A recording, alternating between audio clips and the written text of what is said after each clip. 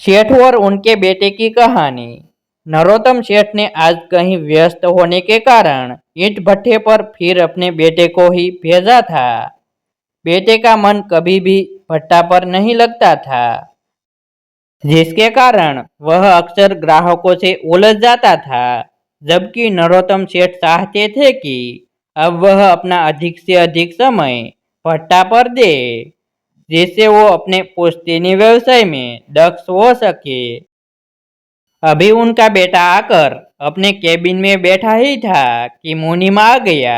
भैया जी, एक बूढ़ा फटी पुरानी कुर्सी लेकर आया है और 10,000 ईंट मांग रहा है। क्या मतलब? बेटे ने पूछा।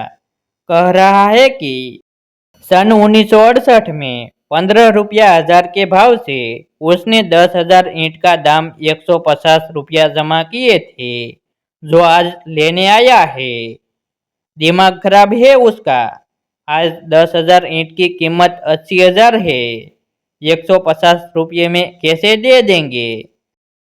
भगा दो उसको यहाँ से जल्दी। पर बड़े बाबूजी के हाथ की दस्तखत की हुई रसीद है उसके पास। तो क्या हुआ? तब क्यों नहीं ले गए थे?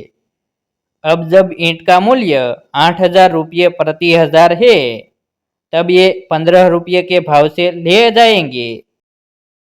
सेठ का लड़का अभी मुंशी और बूढ़े को डांट ही रहा था कि नरोत्तम सेठ स्वयं आ गए। देखा, बेटा फिर आज किसी से उलझा हुआ है। कारण पूछने पर बेटे ने वह मुड़ी तुड़ी पुर्जी सेठ को पकड़ा दी। सेठ पर्ची को देखते ही चौंक गए। अब बूढ़े की तरफ ध्यान से देखा और पहचानते ही मुस्कुरा पड़े। धनीराम कहाँ गायब हो गए थे भाई, पैसा जमा करके? मैंने तब कितनी प्रतीक्षा की थी आपकी। खैर, अब ले जाओ। 10,000 आपकी ईंट तो मेरे पास है ही। पर पापा, 80,000 की ईंट 150 रुपये में कैसे संभव है? बेटे ने कहा। बेटा, जब इन्होंने पैसा जमा किया था तब वही भाव था। सन 68 से इनका भी 150 रुपया इस ईंट भट्ठे में लगा हुआ है, जिसके कारण हम अपने इस व्यवसाय को इतना बढ़ा सके हैं। उस 150 रुपये की पूंजी का लाभ लगातार सन 68 से आप खा रहे हो। 80,000 से बहुत ज्यादा का खा चुके हैं हम। मेरे हाथ की रसीद लिए है। मुझे याद है, तब मैंने अपने पिताजी के साथ इस भट्ठा पर आना शुरू किया था।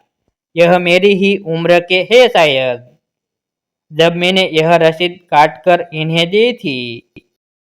तो इन्होंने हंसकर कहा था, अगर रसीद गायब हो गई तो क्या होगा?